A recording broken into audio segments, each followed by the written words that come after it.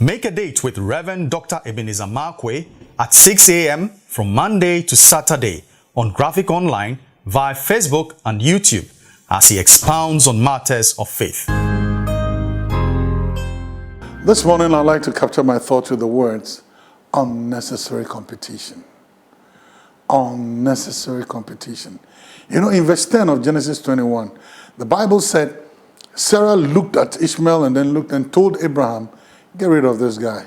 And then she said, this guy is not going to stay around to compete with my son for the inheritance.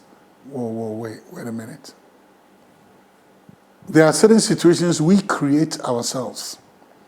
And those situations we create are going to create something is going to compete with our blessing. Now, Ishmael was a product of Sarah's mentality of faithlessness. She said, Abraham, go do this. And now Ishmael is around, and you are now fearing for yourself. Who introduced the competition? Who introduced the fear that Ishmael was going to compete with Isaac? Who introduced it? You did.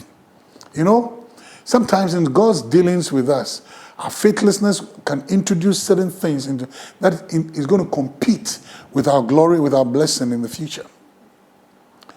We are going to introduce things that are going to compete with our blessings in the future.